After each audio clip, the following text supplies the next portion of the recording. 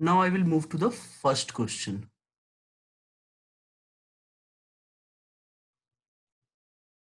बेटा आप लोग को स्क्रीन विजिबल है ना? जी सर। Yes sir. हाँ सर।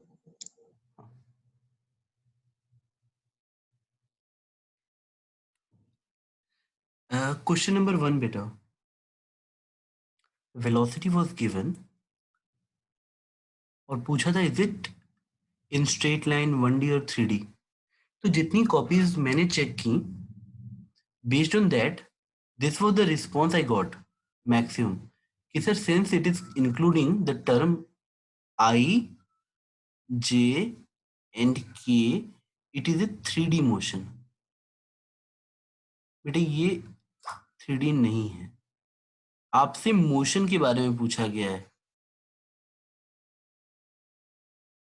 आपको समझाता हूँ एक बड़े सिंपल तरीके से।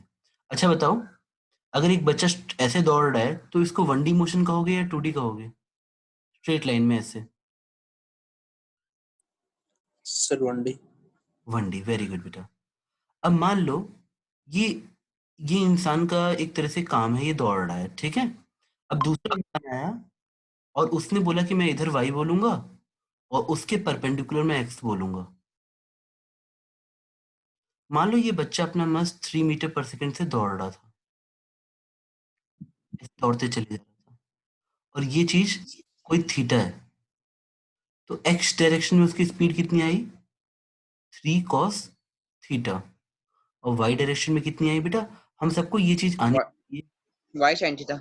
हाँ बेटा, 3 साइन थीटा।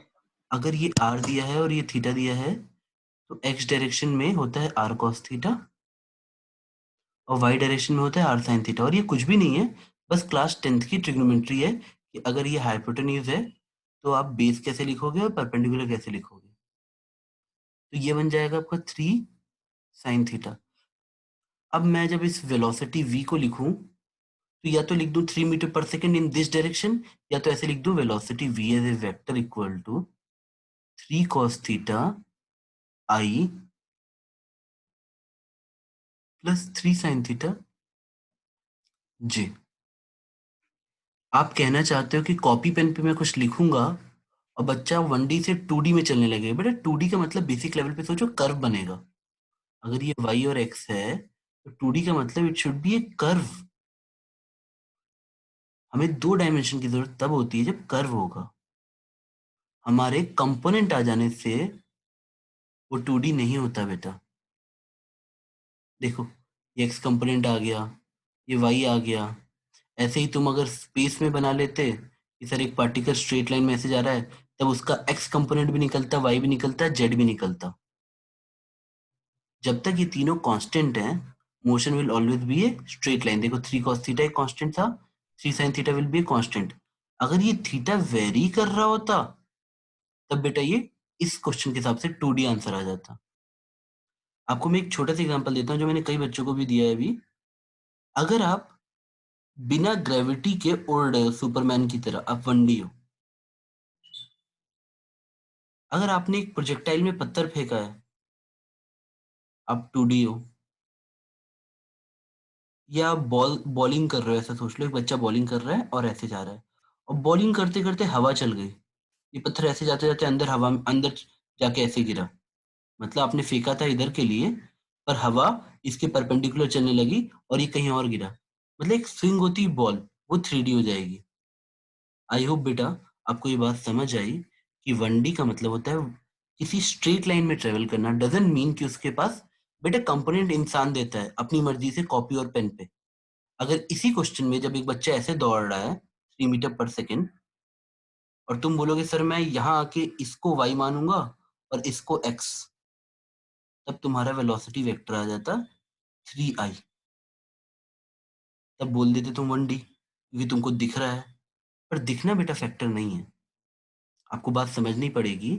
जब तक ये वाला component x y z constant है तब तक ये स्ट्रेट लाइन है, ना कि 3D या 2D।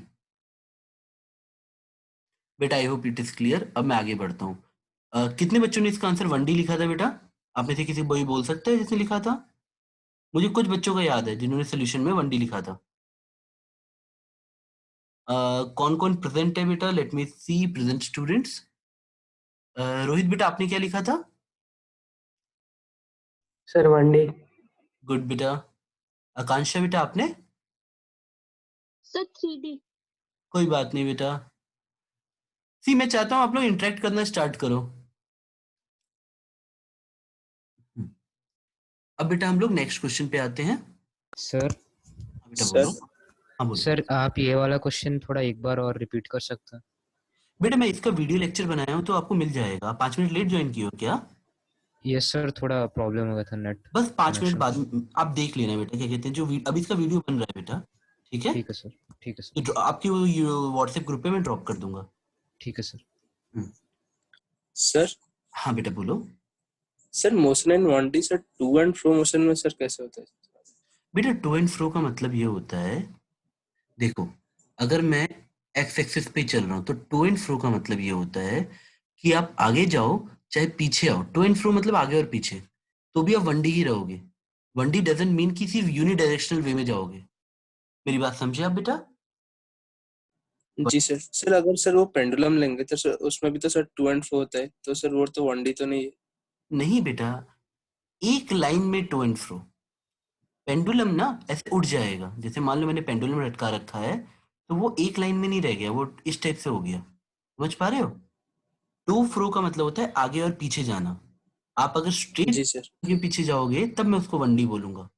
या आप सिंपल सी डेफिनेशन रखो कि अगर पार्टिकल सिर्फ एक स्ट्रेट लाइन को यूज करता है दैट इज 1D। ठीक है बेटा? जी सर। हाँ। अब हम आते हैं क्वेश्चन नंबर 2 पे। आई होप बेटा ये क्लास में हम लोगों ने किया था।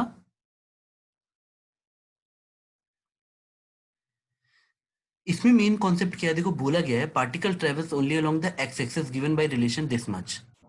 इसमें मैं चाहता था आप सोचो कि डिस्टेंस और डिस्प्लेसमेंट निकालने से पहले आप ये भी सोचो कि कहीं पार्टिकल यू टर्न तो नहीं ले लेता है। डिस्प्लेसमेंट के लिए हमने फॉर्मूला क्या लिखा था? Final minus initial position. और डिस्टेंस के लिए हमने क्या लिखा था? पाथ ट्रेवर्स, जितना एक्चुअली में हम पाथ इस करते हैं उसकी लेंथ। मैंने जब इसमें t इक्वल टू 0 पुट किया था तो मेरे x की वैल्यू आई थी -1 का स्क्वायर यानी 1। यानी t इक्वल टू 0 पे ये पार्टिकल पोजीशन 1 पे था। अब मैंने t equal to 1 second put किया तो यहाँ x इक्वल टू 0 आया। मतलब ये पार्टिकल, बेटा देखो ये 1D कर रहा है तो इसके पास कोई ऑप्शन नहीं है ऐसे जाने के लिए, इसको ऐसे ही जाना पड़ेगा। t इक्वल टू 1 सेकेंड पे ये पार्टिकल x इक्वल टू 0 पहुंच गया। x इक्वल टू 1 से ये पीछे की तरफ गया। अब जैसे मैं t इक्वल टू 2 सेकेंड डालता हूँ तो 2 माइनस 1 का स्क्वायर यानी फिर 1 का स्क्वायर, यानी ये पार्टिकल फिर से आगे आया यहाँ तक। अब ये मेरा t इक्वल टू 2 भी है, यानी एक पार्टिकल मेरा पहले मेरा 1 से पीछे की तरफ 0 तक जाता है, फिर वो 1 पे आता है और फिर मुझे निकालना है 4 सेकेंड तक। अब तुम कुछ भी पुट करो वो सिर्फ आगे ही बढ़ेगा। मैं t इक्वल टू 3 डालूं तो 3 माइनस 1 4 पहुंच जाएगा। मैं t इक्वल टू 4 डालूं तो 9 पे पहुंच जाएगा। बेटा देखो अगर आप t इक्वल टू 4 पुट करोगे तो 4 माइनस 1 3, 3 का स्क्वायर 9। अब ये पार्टिकल पहुंच चुका है x इक्वल टू 9 पे and that is t equal to 4 second. जो बच्चा ऐसे समझ पाया कि हाँ सर वो ऐसे जाके ऐसे करके इतना आया है, आपकी इनिशियल लोकेशन थी x इक्वल टू 1, आपकी फाइनल लोकेशन है x इक्वल टू 9। तो एक बच्चा जो सोचेगा 1 मीटर पीछे और फिर 9 मीटर आगे तो उसको डिस्टेंस दिखेगा 10 मीटर और डिस्प्लेसमेंट दिखेगा बेटा final position minus initial position, यानी 9 माइनस 1 दैट इज 8। तो आपका डिस्प्लेसमेंट हो गया 8 मीटर और डिस्टेंस हो गया 10 मीटर। बेटा आप लोगों ने क्वेश्चन क्लास में किया था तो मुझे कोई डाउट नहीं किसी को, मतलब मुझे ऐसा भरोसा है कि आप लोग को समझ आया होगा क्योंकि हमने एक क्लास में भी किया था बेटा। अब हम आते हैं इस क्वेश्चन पे बेटा। बेटा आप लोग को इसका आंसर क्या लगता है जरा बताना मुझे। What was the answer of this question? बताओ क्वेश्चन नंबर 3 क्या आंसर है? Sir A, sir A option. अच्छा ठीक है बेटा, हाँ Sir, ठीक है, cannot be determined. हाँ this is the correct answer. Sir, can't be determined. It is a very simple question. Let me ask you and show this. Why you have to put emphasis on the class? Class notes क्यों पढ़ने हैं जरा देखो. क्या इस basic से diagram को आप ऑब्जर्व कर पा रहे हो?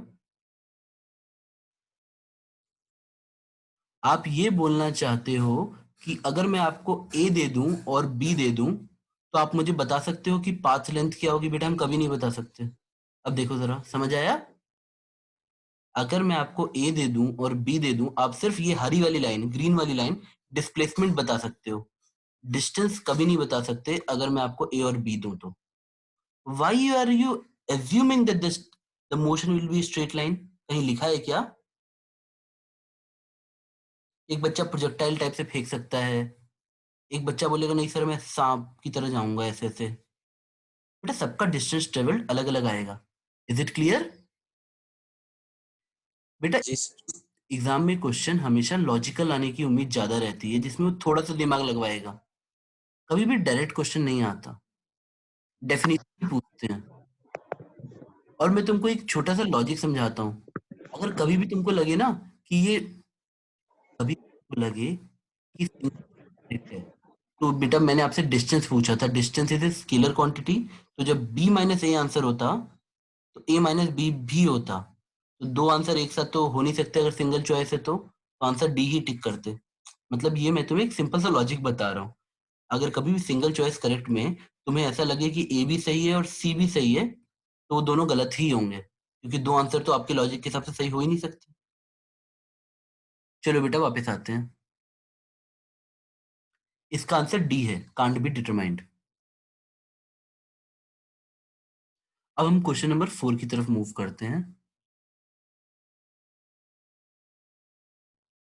हाँ, आपको पोजीशन वेक्टर दिया था 3t, 5t और 6t स्क्वायर. बेटा देखो, पोजीशन वेक्टर का मतलब कि आप हो कहाँ पे स्पेस में, वेयर आर यू. अगर मैं t इक्वल टू 0 डालूंगा तो मुझे मिलेगा 3 × 0, यानी 0 टाइम पे, जब समय, बेटा 0 टाइम मतलब जो ऑब्जर्वेशन स्टार्ट हुई है, x का कोऑर्डिनेट 0 है. t इक्वल टू 0 डालने पे y का कोऑर्डिनेट 0 है, और t इक्वल टू 0 डालने पे z का कोऑर्डिनेट 0 है, यानी पार्टिकल ओरिजिन पे था.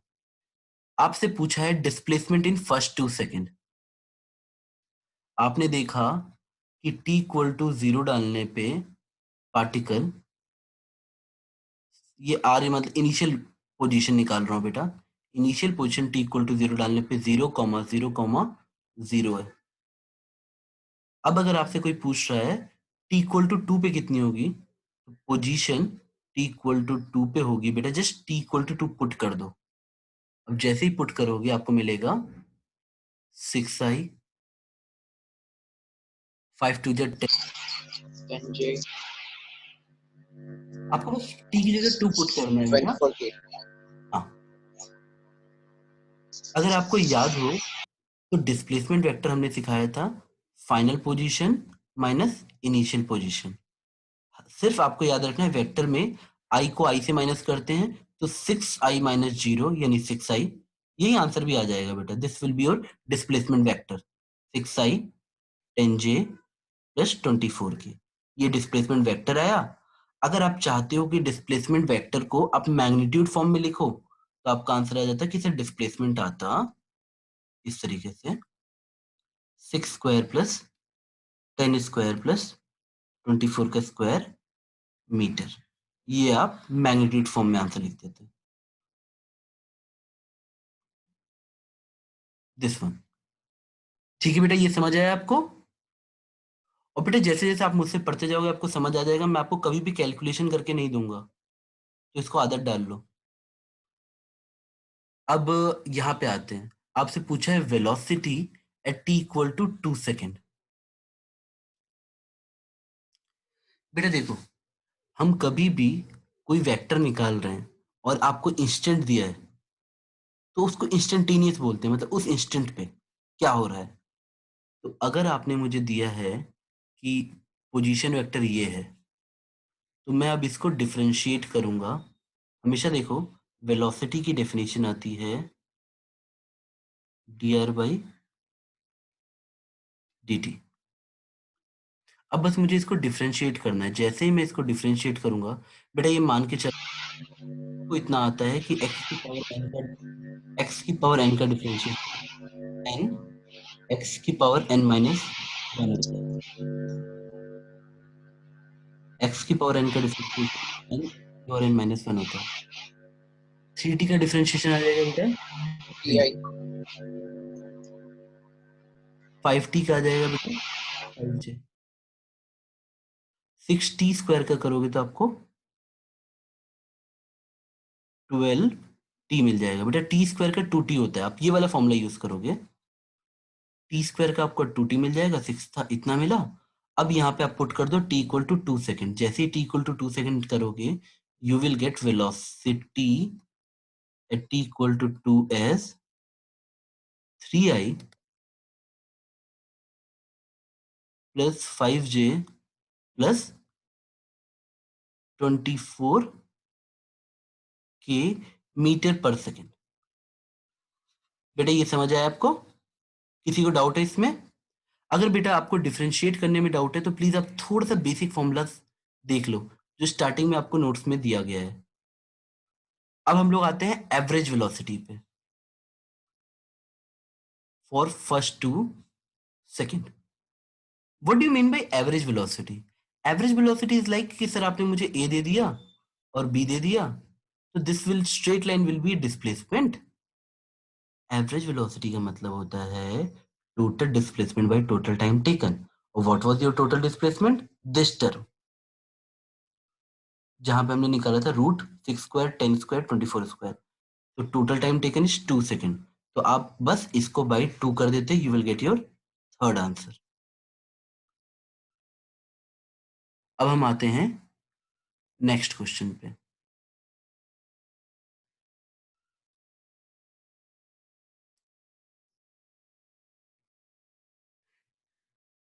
हाँ बेटा देखो एवरेज स्पीड का मैंने फॉर्मूला लिखा है इतना।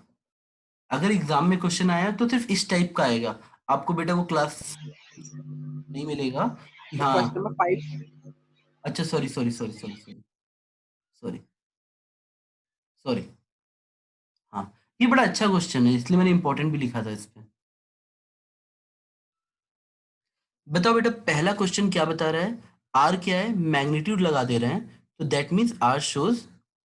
अगर मैं आर ये साइन लगा दे रहा हूं दिस साइन मीन्स उसका मैग्नीट्यूड मतलब आर का magnitude with respect change with respect to time. मैं एग्जांपल देता हूँ। जैसे मान लो आप सर्कल पे चल रहे हो। सर्कल पे आर का मैग्नीट्यूड कभी चेंज नहीं होगा। सर्कल पे आर का मैग्नीट्यूड चेंज नहीं है बेटा। आर का मैग्नीट्यूड मतलब ये लेंथ। देखो बेटा जब मैं आर का मैग्नीट्यूड निकालता हूँ तो 3 मीटर आएगा। लेकिन जब मैं आर को ऐसे वेक्टर लिखता हूँ तो ये 3i 3j टाइप का है। मैं अगर सर्कल पे चलूंगा तो बेटा देखो मैं अभी इस पॉइंट पे जे पे हूँ, जे डायरेक्शन में हूँ। इस पॉइंट पे माइनस जे पे हूँ।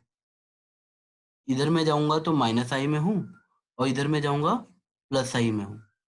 बेटा मैं आपको एक सिंपल सी बात बोलता हूँ। ये बताता है कि आपका पोजीशन का मैग्नीट्यूड चेंज हो रहा है कि नहीं और ये बताता है कि आपकी पोजीशन चेंज हो रही है कि नहीं। जैसे ही तुम इसको सर्कुलर मोशन में पढ़ने की कोशिश करोगे तुमको ये चीज पता लग जाएगी ये दोनों चीज सेम नहीं है। बेटा dr बाई dt वेलोसिटी हो गया और ये जो आ गया आपका बेटा वो आपका इस तरह से सोचो आपसे सिर्फ ये देख रहा है कि आप किसी पॉइंट से अपनी दूरी तो चेंज नहीं कर रहे हैं।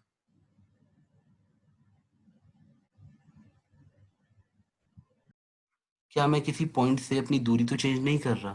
तो ये दोनों चीजें सेम नहीं है बेटा। This two are very very different.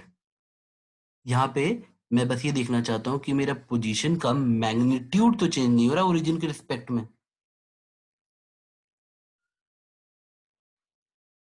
और यहाँ पे मैं देखना चाहता हूँ मेरी वेलोसिटी। अब बेटा हम इस पे आते हैं, एवरेज वाले क्वेश्चन पे। एवरेज स्पीड दे रखी है बेटा।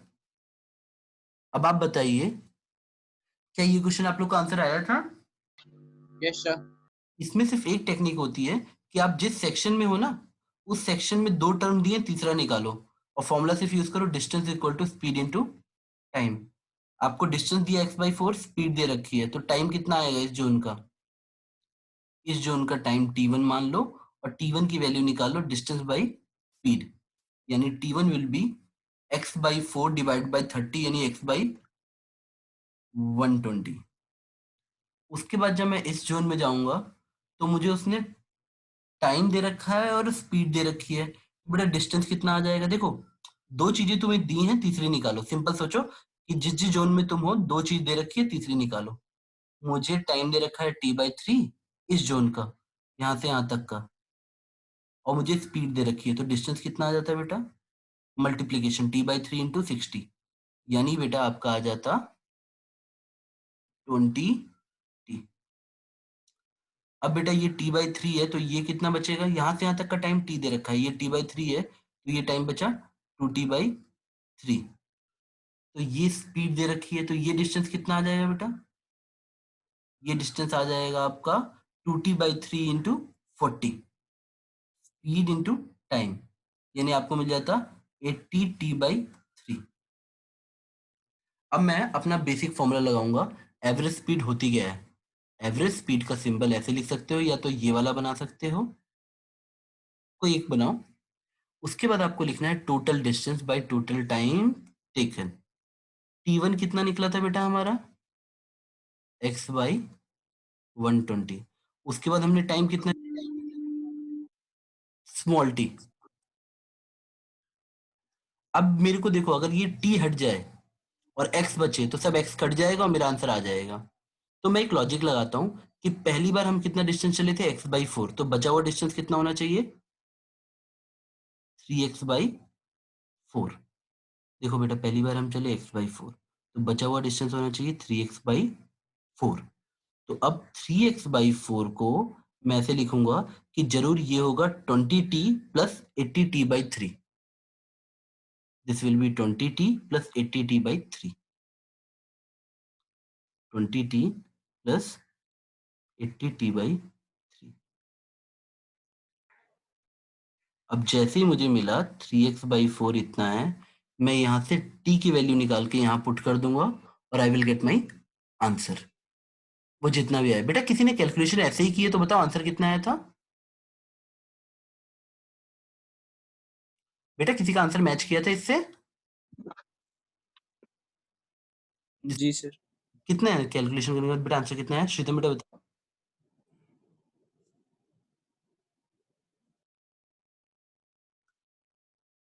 आप लोगों ने तो किया होगा ना असाइनमेंट? जी सर। हाँ बताओ, आंसर सर बताओ। 40 मीटर पर second. 40 sir correct? 40.9। 40.9। Yes sir. ठीक है बेटा, 40.9 मीटर पर सेकेंड, ये एवरेज स्पीड आई। मैं किसी बच्चे की कैलकुलेशन के हिसाब से बोल रहा हूँ। आई होप बेटा आप लोग खुद से भी करके एक बार वेरीफाई कर लोगे।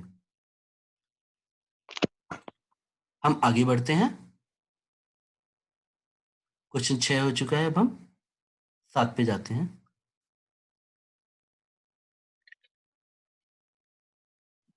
बेटा ये मैंने लिखा था जस्ट टू इंटरेस्ट यू कि ये रिलेटिव वेलोसिटी की बात पढ़ना, तो इसलिए किसी ने किया हो किसी ने नहीं किया हो, रियली डजेंट मैटर। अगर आपने क्वेश्चन किया है तो भी ठीक है, नहीं किया तो भी ठीक है। यहाँ पे इंटेंशन सिर्फ ये था कि हाँ बेटा आप लोग को रिलेटिव वेलोसिटी पढ़ना है। अगर आप स्टार्टिंग में पन्ने पे ध्यान दोगे, तो जब हम लोग सिलेबस वाइज चल रहे हैं, तो रिलेटिव वेलोसिटी बाद में आता है। सबसे पहले हमें ग्राफ्स और बेसिक मोशन को समझना होता है।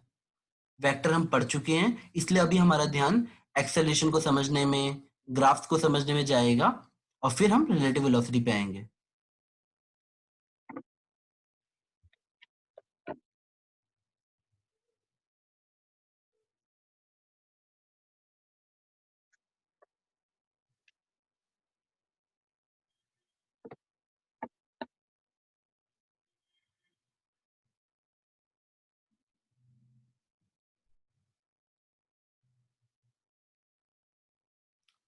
हाँ बेटा, ये क्वेश्चन थोड़ा सा अच्छा है, इसमें दिमाग भी लगेगा। आप बताओ ऑप्शन नंबर ए करेक्ट है कि रॉन्ग है? Pick the correct statement. आपके हिसाब से हमें करेक्ट, ए करेक्ट है कि फॉल्स है, बताओ। सर सर करेक्ट करेक्ट है। सर करेक्ट है। करेक्ट। हम बचपन से बच्चों को नोट्स में भी लिखवाते हैं कि distance always greater than displacement, याद है ये? Yes sir. तो अगर मैं बाई टाइम डिवाइड कर दूंगा तो ये हो जाएगा और ये वेलोसिटी। तो कभी यस सर। एवरेज फॉर्म में भी average speed less than magnitude of average velocity. तो ऑप्शन नंबर ए करेक्ट है। अब बी की बात करो, बी करेक्ट है सर? रॉन्ग है। नो सर, रॉन्ग है। Is it possible to have a situation in which आपका बेटा वेलोसिटी का मैग्नीट्यूड चेंज नहीं हो रहा है, बट बेटा देखो, मैं एक सिंपल सी बात बताता हूँ। अगर ये वेलोसिटी है, ये उसका मैग्नीट्यूड है, और ये वाले केस में हम बोलेंगे, बेटा देखो अंतर समझना, dv by d t acceleration है, यानी change in velocity per unit time है। मैं आपको एक सिंपल सा एग्जांपल देता हूँ बेटा, आगे चल के हम एक टर्म पढ़ेंगे जो क्लास 9th में सिर्फ इंट्रोडक्शन के लिए था, यूनिफॉर्म सर्कुलर मोशन। इस पे हम पूरा एक चैप्टर पढ़ेंगे। यूनिफॉर्म सर्कुलर मोशन क्या कहता है कि तुम एक सर्कल पे कांस्टेंट स्पीड से, जैसे मान लो 3 मीटर पर सेकंड से ऐसे चलते रहो, 3 मीटर पर सेकंड से तुम किसी सर्कल पे चलते रहो, हर इंस्टेंट पे तुम्हारी स्पीड 3 मीटर पर सेकंड ही होगी, और मोशन अलोंग द टेंजेंट होता है। किसी भी सर्कल पे इंस्टेंटेनियसली देखने पे तुम टेंजेंट के लॉन्ग चलते हो। अब तुम मुझे बताओ, क्या तुम्हारी वेलोसिटी, बेटा अगर वेलोसिटी को तुम वेक्टर समझते हो, तो जब तुम सर्कल में इधर चल रहे हो तो ये और ये सेम नहीं है। भले ही यहाँ पे भी तुम 3 मीटर पर सेकंड पे हो और यहाँ पे भी तुम 3 मीटर पर सेकंड पे हो। बेटा अगर तुम यूनिफॉर्म सर्कुलर मोशन कर रहे हो तो तुम खुद बताओ, तुम्हारा वेलोसिटी का मैग्नीट्यूड कभी चेंज हुआ क्या? नहीं ना। बेटा आराम से देखो, क्या वेलोसिटी का मैग्नीट्यूड चेंज हुआ? 3 है 3 है 3 रहेगा। पर बेटा बड़ा अंतर है, जब मैं वेक्टर में इसको लिखूंगा तो इनिशियली मैं इसको लिखूंगा 3j, और इसको लिखूंगा -3i। अगर मैं इधर i और इधर j बोल रहा हूं तो जैसे ही मैं यूनिफॉर्म सर्कुलर मोशन सोचता हूँ बेटा, मेरे हिसाब से इस वाले केस में मेरी v मतलब v का मॉड मतलब स्पीड, स्पीड चेंज नहीं हुई, यानी मुझे dv बाई dt 0 मिला, but change in velocity was not equal to 0। यानी इज इट पॉसिबल? अब बताओ आंसर क्या है? सर करेक्ट है। मिला ना बेटा, uniform circular motion is the case. आप सोचो, आपको आंसर समझ आ जाएगा। अगर आप एक सर्कल पे चलते हो, यस वेलोसिटी इज चेंजिंग, तो this is not equal to 0, this is not equal to 0। But अगर यूनिफॉर्म सर्कुलर मोशन है, दैट मीन्स स्पीड कांस्टेंट है, तब magnitude change d by d t किसका, मैग्नीट्यूड का 0 है। देखो यहाँ पे भी 3 था, यहाँ पे भी 3 है, यानी आंसर पॉसिबल है। ठीक है बेटा, चलो अब आप मुझे बताओ। सर हाँ बेटा बोलो बोलो। सर आपने जो लास्ट में बोला वो सर थोड़ा समझ में नहीं आया सर, बेटा थोड़ा दोबारा, लेट सर ज्वाइन किया, पता नहीं था इसलिए सर। कोई बात नहीं, नहीं ये ऐसे बस बेटा, एक्चुअली ये रिकॉर्डेड लेक्चर बनाने के लिए दिया था, इसलिए मैंने अचानक से डाला, कोई बात नहीं है। कौन सा वाला आपको, बी वाले, ये वाली चीज अभी आप जस्ट ज्वाइन किए हो? हाँ सर, वो बी वाला का जो लास्ट में आपने बोला वो सर्कल वाला पार्ट समझ में आ गया, ये सर जो लास्ट में आपने वो हाँ मैं हाँ, सेकंड वाला। मैं बोलता हूँ बेटा, जब मैं तुमको ये बता रहा हूँ डीवी बाई डी टी इस तरह से, ये जो लिखा हुआ है ना, ये बोलता है कि velocity as a vector change होना और उसका मैग्नीट्यूड। तो सपोज तुम्हारे हिसाब से तुम सर्कल पे हो, इधर 3i है, और जब तुम यहाँ 3 बजे के करीब आओगे तो ये -3j हो जाएगा ना बेटा। अब मुझे बताओ, चेंज इन वेलोसिटी इस टाइम इंटरवल में क्या लिखते तुम? ऐसे लिखते ना, final velocity minus initial velocity, that will come as -3j -3i। बेटा क्या ये वेक्टर 0 हो गया? नहीं बेटा, बल्कि इसका मैग्नीट्यूड आया। अगर तुम इसका मैग्नीट्यूड निकालोगे 3√2 आया, यानी चेंज इन वेलोसिटी का मैग्नीट्यूड आया, और बाई टाइम कर दोगे तो तुम्हें एक्सेलरेशन मिल जाएगा।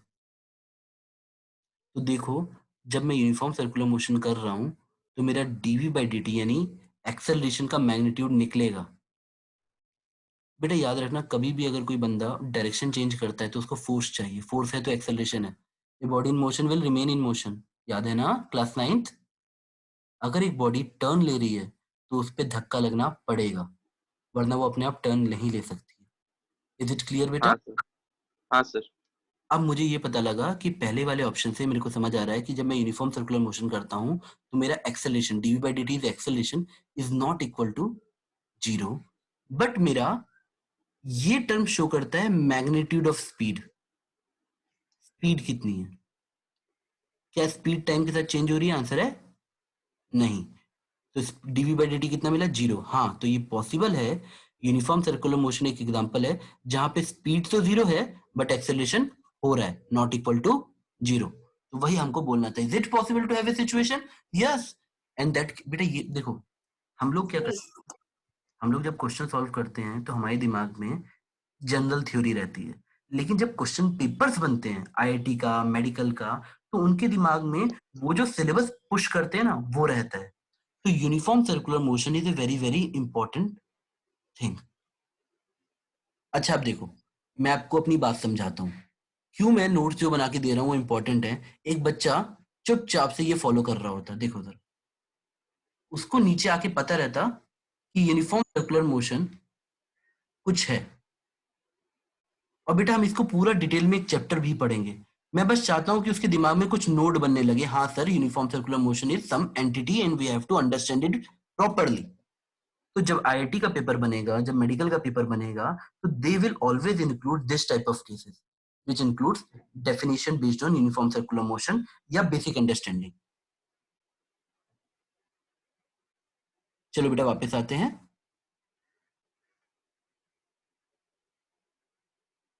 हम आ गए हैं क्वेश्चन नंबर कहाँ गया? हाँ, इसी पे है। अभी सी पार्ट नहीं हुआ।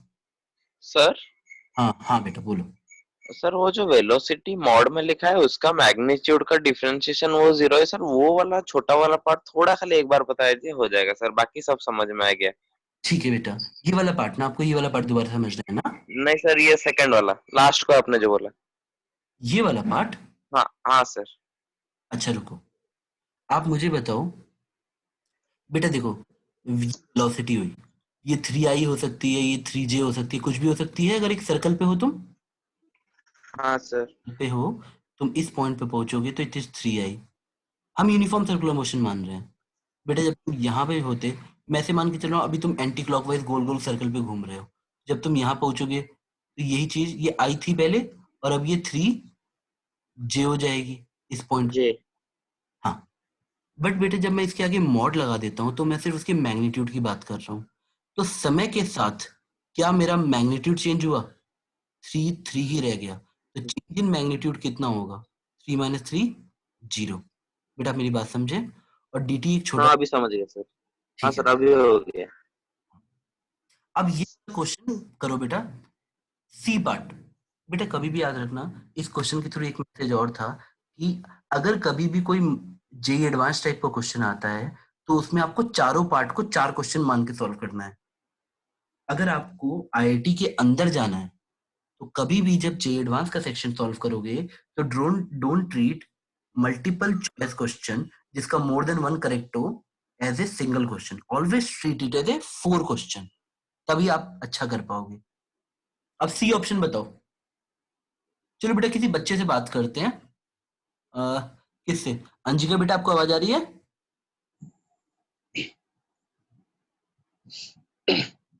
Yes sir. हाँ, तो आप बताओ इस लाइन का मतलब क्या है? Average velocity is 0 given time period interval. Is possible that instantaneous velocity is never 0 in the interval? बताओ पॉसिबल है कि नहीं है? आपको क्या लगता है?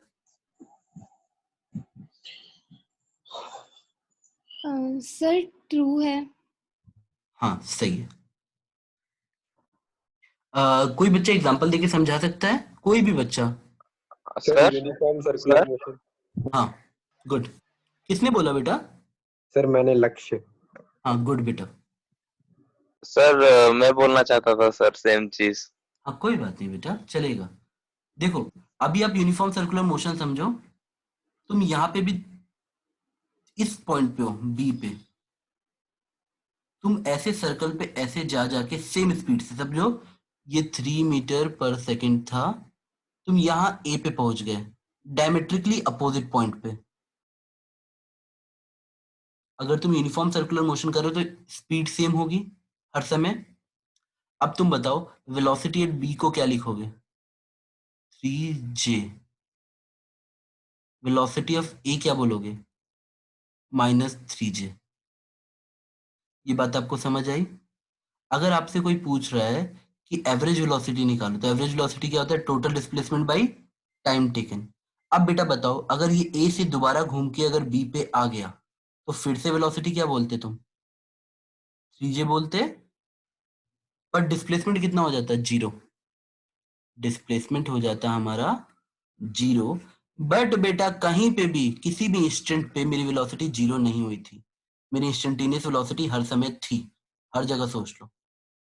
अब सोचो जरा, एवरेज वेलोसिटी 0, हाँ भाई हम सर्कल में घूम के उसी पॉइंट पे आ गए, बट कभी भी मैं रुका नहीं हूं।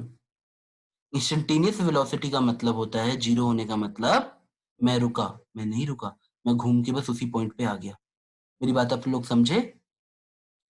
Uniform circular motion is just an example. But आप और भी किसी कर्व पे जा सकते थे, लाइक ऐसे जाके ऐसे आ रहे हो, तो भी आप अगर ए से स्टार्ट करके घूम के फिर से ए पे आ गए,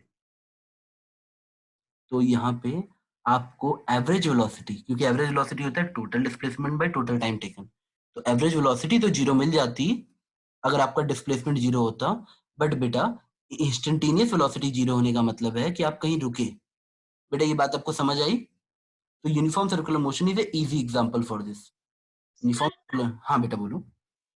सर अगर किसी ऑब्जेक्ट को ऊपर थ्रो किया जाए तो टोटल फिर वो वापस गिरता है, तो फिर टोटल डिस्प्लेसमेंट 0 हुआ और एवरेज वेलोसिटी 0 हो गई।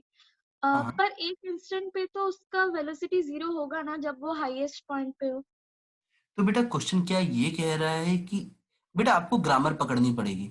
Is never 0, is it possible पूछा है ना बेटा। देखो अगर मैं पूछ रहा हूँ कि इज इट पॉसिबल कि आपकी आईआईटी रैंक 1 आए, और आप बोलो एग्जाम के बाद सर देखिए मेरी तो रैंक 500 आई है, पॉसिबल तो है ना। मेरी बात समझे आप? Is it clear? जी जी सर। क्वेश्चन के आप ये नहीं, मैं आप जो सोच रहे हो सही है कि इट इज ऑल्सो पॉसिबल कि कहीं पे 0 होती। अगर आप एक वर्टिकली बॉल को ऊपर फेंक दो तो इस इंस्टेंट पे 0 होती। बट आपसे ये तो नहीं पूछा है ना कि is it possible that instantaneous velocity is 0। पूछा है कि कभी 0 नहीं हो सकती, इसकी पॉसिबिलिटी पूछी है। तो ये ऑप्शन गलत हुआ फाइनली कि रॉन्ग हुआ? मतलब सही हुआ, बताओ। ऑप्शन नंबर सही। Average velocity is 0, is it possible that instantaneous velocity is never 0? Answer is correct. Uniform circular motion है। ए सही है, बी सही है, सी सही है। अब मुझे बताओ what is the difference between C option and D option? मैं डी ऑप्शन ऊपर कर रहा हूं।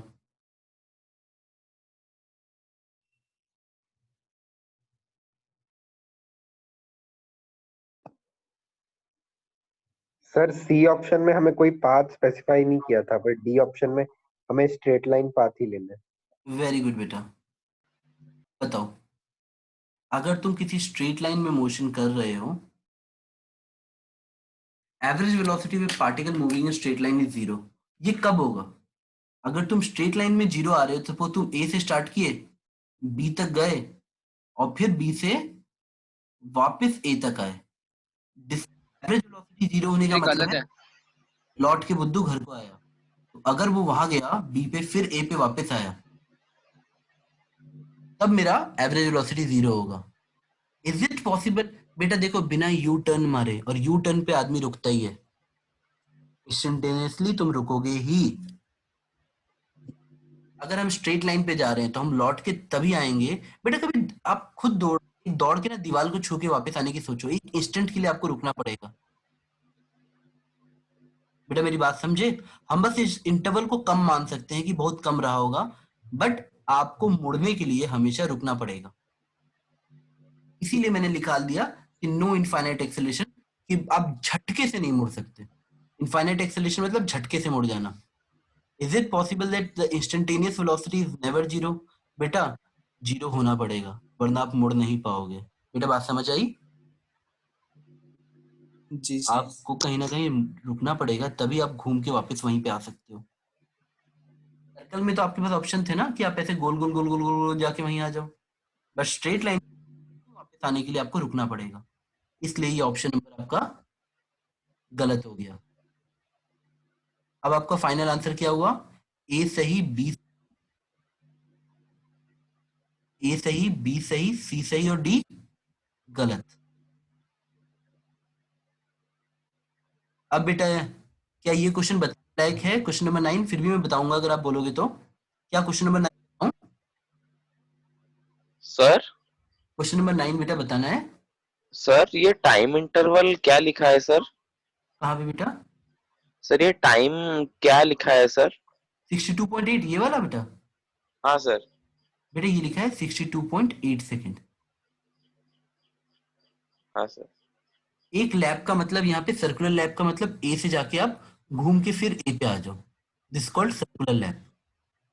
बेटा आप हमेशा स्पीड निकाल सकते हो, अगर आपको मैं डिस्टेंस दे दूं और टाइम दे दूं तो आप निकाल सकते हो। ये समझ आया आपको बेटा? Average velocity and average speed for each circular lap. बेटा एवरेज सर स्पीड, हाँ बेटा बोलो। सर मुझे लगता है यहाँ सर एवरेज वेलोसिटी ले जीरो होगा लगता है। हाँ तो ठीक है बेटा। बेटा अगर तुम ए से घूम के ए पे आओगे तो एवरेज वेलोसिटी आपकी जीरो होगी, पर क्या एवरेज स्पीड भी जीरो होगी? सर हाँ। स्पीड के लिए क्या करोगे बेटा? 2πr बाई कर लोगे बेटा? छोड़ दो तो आंसर किया आपका? बस इस पे 10 नहीं आ रहा। क्या बेटा? सर वो ऊपर सर आर होगा ऑप्शन 100। मैच नहीं कर रहा है सर। हाँ तो ऑप्शन गलत दिया है, कोई बात नहीं। आपका आंसर कितना है बेटा? ऑप्शन छोड़ो ना, आंसर बताओ कितना है आपका? सर सर 1.59 आ रहा है। 1.6। हाँ सही है। अगर आपको ये दे रखा है कि स्पीड निकालनी है एवरेज, तो स्पीड हो जाएगी total distance covered by total time taken. Total distance covered is 2πr और टाइम टेकन 62.8 दिया है, यानी आंसर होगा क्वेश्चन के हिसाब से 100/62.8। ठीक है, ये आ गई आपकी एवरेज स्पीड। एवरेज स्पीड और एवरेज वेलोसिटी बेटा आपकी जीरो होती है, क्योंकि आप वहीं घूम के वापस आ गए। एवरेज वेलोसिटी डिस्प्लेसमेंट देखती है, तो ये आंसर होता है आपका 100/62.8 और average velocity will be zero. अब हम आते हैं नेक्स्ट पे।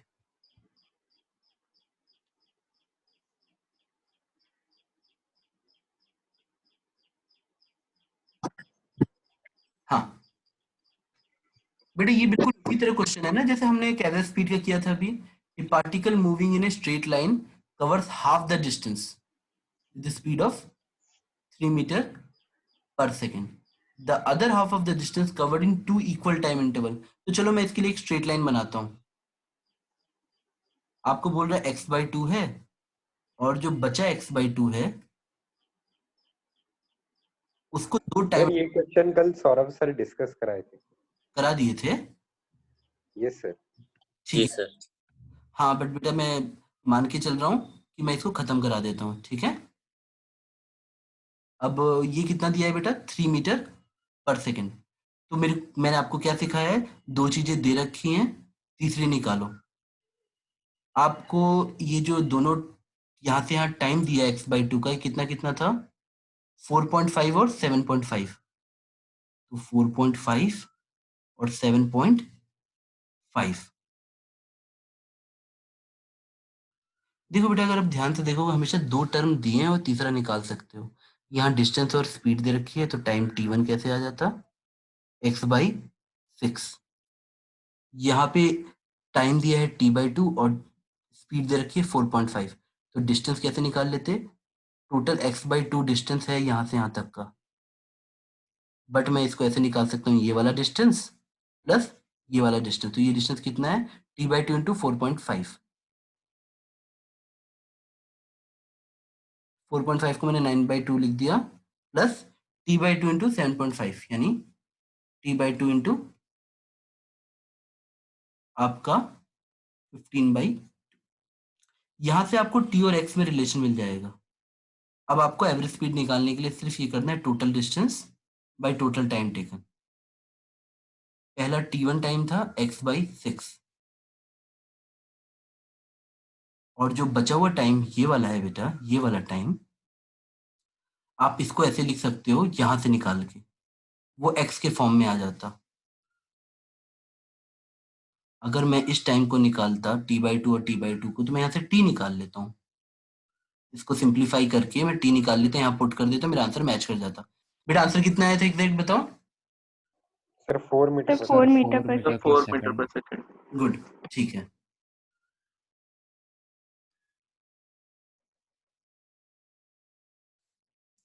अब हम लोग आते हैं इस वाले क्वेश्चन पे, क्वेश्चन नंबर 11 पे।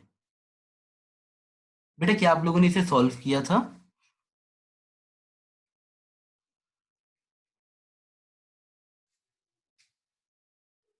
मोशन इन स्ट्रेट लाइन दे रखा है और आपसे पूछा है वेलोसिटी, तो वेलोसिटी आती है बेटा dr/dt। अब इत्तेफाक से देखो, dr/dt को आप ऐसे पूरा तोड़ तोड़ के लिखते हो कि change in x by time i, change in y by time dt, change in z by time into k। अब अगर 1D हो रहा है तो ये दोनों कंपोनेंट 0 होते हैं, तब आप सिर्फ इसको पढ़ते हो, change in x by change in time. अगर मैं अब इसको डिफ्रेंशिएट करूं तो x स्क्वायर का कितना आ जाएगा, 2x, और टाइम के रिस्पेक्ट में करूं तो मुझे मिलेगा dx/dt। बेटा हम चेन रूल लगाते हैं, एक्स स्क्वायर का x के रिस्पेक्ट में 2x होता है, बट हम कब, जब मैं वेलोसिटी निकाल रहा हूं तो मुझे किसके रिस्पेक्ट में डिफरेंशिएशन चाहिए, टाइम के, तो मैं ऐसे लिखता एक्स स्क्वायर का हो जाता 2x into dx/dt equal to 1 का डिफरेंशिएशन 0 मिलता विद रिस्पेक्ट टू टाइम, और टी स्क्वायर का 2t मिलता, तो 2 से 2 कैंसिल हो गया, आपका सिंपली आ गया dx/dt is nothing but t/x। दिखा बेटा? अब मैं जानता हूं कि मैं x में नहीं छोड़ूंगा, मैं टाइम के रिस्पेक्ट में निकालूंगा, तो मैं dx/dt को t/x के साथ साथ, यानी वेलोसिटी को मैं क्या लिख सकता हूं, velocity equal to dx/dt equal to t/x, और x को लिख दूंगा √1 प्लस टी स्क्वायर का रूट, यानी मेरा आंसर आ जाता t/√1 प्लस टी स्क्वायर। बेटा आई होप बेटा ये सारे बच्चों का सही निकला होगा ये क्वेश्चन। ये क्वेश्चन से यस सर। दे दिए थे ताकि आप प्रैक्टिस करो थोड़ा सा डिफरेंशिएशन के फॉर्मूलाज की। यस सर हाँ बेटा बोलो। सर ये जो 2x इंटू dx/dt आपने लिखा है, हाँ हाँ सर उसमें मुझे वो 2x कहाँ से आया सर, वो मुझे समझ में नहीं आया। बेटा, अच्छा मुझे स्टेप बाय स्टेप बताओ, क्या आपको इतना समझ आया एक्स क्यूब का डिफरेंशिएशन 3x² होता है? हाँ सर। बेटा ये तब होता है जब मैं x के रिस्पेक्ट में डिफरेंशिएशन कर रहा हूँ। अगर हाँ मैं सर। आपको ऐसे लिखूं कि y equal to x cube, तब मैं ऐसा लिख सकता हूँ कि dy/dx equal to dx cube. But बेटा मेरे को यहाँ पे जब वेलोसिटी निकालनी है तो मैं change in position with respect to time देखना है, तो मैं एक्स स्क्वायर को लेता हूँ, ऐसे अपने दिमाग में सोचो, मुझे निकालना था y, एक्स स्क्वायर को देखो मैं मान रहा हूँ y, मुझे y equal to x square का डिफरेंशिएशन करना है विद रिस्पेक्ट टू टाइम। मेरी बात समझ पाया? हाँ सर। तो अगर अब मैं dy जब dt निकालूंगा तो मैं ऐसे लिखूंगा चेन रूल से, it is equal to dy/dx into dx/dt। एक चेन रूल करके आपको नोट्स दिए थे बेटा स्टार्टिंग में, हल्का सा पढ़ाने हाँ के सर। लिए बनाया था। अब देखो अभी भी यूट्यूब पे वो वीडियो पड़ा होगा। dy/dx हाँ आता आपका 2x, देखो बेटा इसी x स्क्वायर को मैं डिफरेंशिएट कर रहा हूँ with respect to time, y मान लिया ना मैंने इसको, तो हाँ dy/dx sir. Nothing but differentiation of x square. बेटा जो LHS का डिफरेंशिएशन है वही LHS का भी है, तो dy by dt will become dy by dx 2x, x square का कितना आएगा बेटा 2x, और dx by dt उसके साथ मल्टीप्लाई होगा। This is called chain rule, वही मैंने डायरेक्टली लिख दिया है। बात समझ आई? Yes sir. हाँ, अब मैं इस पे आता हूँ क्वेश्चन नंबर 12 में। ये तो बेटा फिर से इजी हो गया क्योंकि हमें वेलोसिटी 0 निकालनी है। तो हम इसको जब डिफरेंशिएट करते 8 का आ जाता 0, 20 का आ जाता बेटा 12, माइनस टी क्यूब का आ जाता बेटा, माइनस तो माइनस है, टी क्यूब का आ जाता 3t स्क्वायर। अब आपसे पूछा है व्हेन वेलोसिटी इज 0, इसको 0 पुट कर दो। तो आपको सिंपली ये करना है 12 इक्वल टू 3t स्क्वायर।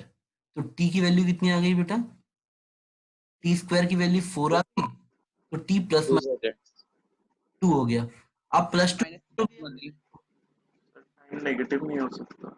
हाँ, समय बेटा कभी भी हम नेगेटिव नहीं लेते हैं, और जब लेते हैं तो बस वो टाइम पीछे नहीं जा रहा है, दैट मीन्स हम ऑब्जर्वेशन स्टार्ट होने से पहले का टाइम देख रहे हैं। अगर सपोज मैंने ऐसा ग्राफ बनाया, ये वेलोसिटी और ये टाइम है, मैं ऐसा ग्राफ बना सकता हूँ, कोई इशू नहीं है। तब सिर्फ मैं ये कहना चाहता हूँ ये मेरा ऑब्जर्वेशन पॉइंट स्टार्टिंग था, ये उससे पहले का मोशन है। मेरी बात समझ पा रहे हो? अगर टाइम कभी भी नेगेटिव लिया गया फ्यूचर केसेस में, दैट ओनली मीन्स मेरे ऑब्जर्व करने से पहले का टाइम। समय पीछे नहीं जा सकता किसी केस वाइज। देखो आप मोशन में आगे जा सकते हो बट टाइम में आप पीछे नहीं जा सकते। लेकिन अगर आपको नेगेटिव टाइम दिख रहा है, इट मींस ऑब्जर्वेशन से पहले वाले ऑब्जर्वेशन का टाइम। अब आ जाओ यहां पे क्वेश्चन नंबर 13 में आपसे पूछा है instantaneous velocity of particle is negative eight which point. बेटा आंसर बताओ इसका। सर ए। सर ई। सर ए। अच्छा, सर ई। हाँ ठीक है बेटा। इतना सोचो वेलोसिटी नेगेटिव तब होगी जब आप अपने दिमाग में एक्स एक्सिस बनाओ, नेगेटिव होगा। तब आप नेगेटिव एक्स में जा रहे हो, बस इतना सा मतलब होता है। आप ऐसे सोचो जब मैं सी पे हूं तो थोड़ी देर बाद मैं ऊपर जा रहा हूं, दैट मीन्स मैं एक्स में ऐसे गया, ऐसे पॉजिटिव। मैं डी पे हूं तो मैं थोड़ा सा ऐसे चाह रहा हूं, पर फिर भी आप देखोगे अगर मैं इस लाइन को भी ज्वाइन करूं तो भी आप एक्स में ऊपर गए यानी पॉजिटिव। लेकिन जब तुम ई पे हो, टाइम के साथ साथ तुम एक्स वाइज सोचो, जब मैं ई कर्व पे हूं तो मैं नीचे जा रहा हूं बेटा, यानी एक्स में उल्टा जा रहा हूं। एफ में मैं ऐसे हूं स्ट्रेट, तो एक्स वाइज कोई मोशन हुआ ही नहीं, तो यहां वेलोसिटी 0 आएगी। सी पे पॉजिटिव, डी पे पॉजिटिव, और ई पे सिंस ऐसे जा रहा है तो नेगेटिव। ठीक है बेटा। हाँ, अब 14 का आंसर दो बेटा। What is the answer for 14? रुको मैं डायग्राम लाता हूँ, आप लोग को डायग्राम दिखेगा शायद। क्या दिख रहा है डायग्राम बेटा? हाँ सर ऑप्शन बी। हाँ, option B. Sir option which of the following curve does not represent motion in 1D? बारी बारी बताओ, ए क्यू है या ए क्यू नहीं है? सर ए हो सकता है, जैसे सर कोई बॉडी आगे जा रही है फिर पीछे आके वापस उसी पॉइंट पे पहुंची, स्टार्टिंग पॉइंट पे। सर बॉल का ऊपर फेंक लो फिर वो नीचे आ रहा है।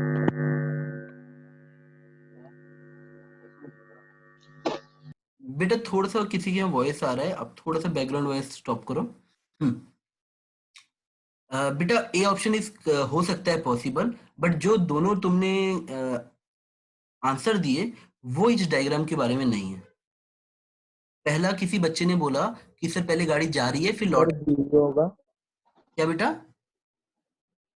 सर बी होगा। नहीं, आंसर सर की बात पहले नहीं, पहले तो मुझे बताओ ए कि पहले गाड़ी एक्सीलरेट कर रहा है फिर डिसलेट कर रहा है। गुड, अब ठीक है। पहले एक बच्चे ने बोला था कि सर पहले गाड़ी जा रही है फिर आ रही है। बेटा आप ना वेलोसिटी को बढ़ा रहे हो बढ़ा रहे हो बढ़ा रहे हो। सोचो आपने कार स्टार्ट की और फिर सामने से कोई और है, आपने ब्रेक मारी तो वेलोसिटी फाइनली 0 हो गई, बट मोशन आगे ही हुआ। इस ग्राफ से शो कर रहा है कि पहले एक्सेलरेशन फिर डी एक्सेलरेशन, यानी पहले गाड़ी स्टार्ट की, वेलोसिटी बढ़ती गई, फिर आपने ब्रेक मारा, यहाँ पे डिस्प्लेसमेंट आएगा। हम आगे चल के इस ग्राफ की प्रॉपर्टी पढ़ेंगे ना, एरिया क्या देता है, तब आपको पता चलेगा area will give displacement here. तो ये बेटा ये आराम से 1D हो सकता है। आप एक कार में बहुत तेजी से स्पीड बढ़ा रहे हो, 0 से 30 तक आए, एग्जांपल के लिए 0 से 30 तक आए, आप 0 स्पीड से 30 तक गए, फिर आपने ब्रेक मारा और फिर आप 0 स्पीड पे आ गए स्ट्रेट लाइन में, तो ये पॉसिबल है। अब ये पॉसिबल क्यों नहीं है, हम सारे केसेस को डिस्कस कर लेते हैं बेटा हल्का सा। बी क्या कहना चाह रहा है बेटा बताओ? बी बोलना चाह रहा है कि आप गॉड हो, एक ही टाइम पे आपके पास दो दो वेलोसिटी है। बेटा एक पार्टिकल के पास हमेशा एक ही वेलोसिटी हो सकती है, मेरी बात समझ पा रहे हो? तो ये तो ग्राफ ही गलत है। ये 1D क्या, ये मोशन ही नहीं हो सकता। क्लियर हुआ बेटा? बेटा जब हाँ तक सर। एक रिजिड बॉडी या पॉइंट मास हो, आप कभी भी 5-6 वेलोसिटी नहीं रख सकते हो। देखो बेटा आप इंसान हो, आप थोड़ा एक्सटेंडेड बॉडी हो, आप ऐसा सोच सकते हो कि मेरा लेफ्ट हैंड अलग स्पीड में जा रहा है, राइट हैंड अलग स्पीड में जा रहा है, लेकिन अगर आप पॉइंट मास हो तो मुझे बताओ कैसे जाओगे? Point mass can not have more than one velocity. बात समझ आई बेटा? देखो ना एक ही टाइम पे दो दो वेलोसिटी रखा है, ये भी रखा है और ये भी रखा है। और सुनो बेटा अगर आप लोगों को ग्राफ सही में समझना है तो हमेशा एक्स एक्सिस और वाई एक्सिस पे जाके सोचा करो, ग्राफ के कर्व को मत देखा करो। एक्स पे वो क्या रिप्रेजेंट कर रहा है, वाई पे वो क्या रिप्रेजेंट कर रहा है, चेंज क्या रिप्रेजेंट कर रहा है। ये वाला ग्राफ क्यों नहीं पॉसिबल है बेटा? इसमें तो यही तो बोल रहा है कि वेलोसिटी बढ़ रही है लगातार। आप ग्राफ को देखते हो और सोचते हो ये स्ट्रेट लाइन मोशन है कि नहीं। बेटा एक स्ट्रेट लाइन पे एक पार्टिकल क्या अपनी स्पीड नहीं बढ़ा सकता? बढ़ा सकता है, और नॉन यूनिफॉर्म तरीके से बढ़ा सकता है। यहाँ तो वो यूनिफॉर्मली बढ़ा रहा है, हर उतने टाइम में बराबर स्पीड, हर इंटरवल में वो बराबर स्पीड बढ़ा रहा है। और यहाँ पे वो क्या कर रहा है, स्टार्टिंग स्लो किया स्लो किया स्लो किया और फिर अगले टाइम इंटरवल में झटके से उसने स्पीड बढ़ा दी। तो ये सिर्फ बता रहा है कि पार्टिकल एक्सेलरेशन नॉन यूनिफॉर्मली कर रहा है। ये क्या रिप्रेजेंट कर रहा है, वेलोसिटी वर्सेस टाइम ग्राफ बेटा? अगर आप आगे चल के एक एसएचएम पढ़ोगे तो आप जान जाओगे, सिंपल हार्मोनिक मोशन मत डरो।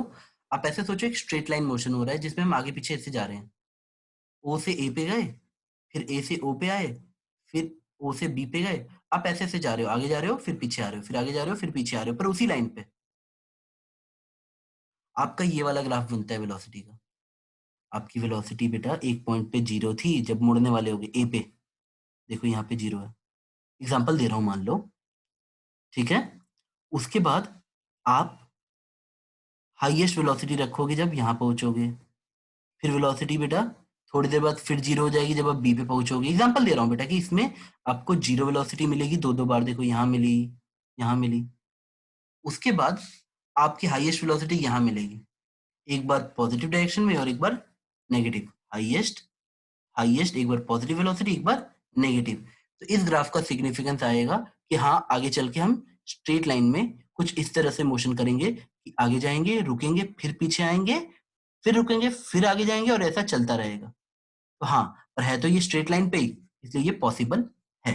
अब बस ये सोचो हाँ ये पॉसिबल है कि एक आदमी स्ट्रेट लाइन पे ऐसा करे, तो आंसर नंबर बी होता, विच इज नॉट, बाकी सब पॉसिबल है बेटा। अब 14th के बाद आते हैं हम लोग।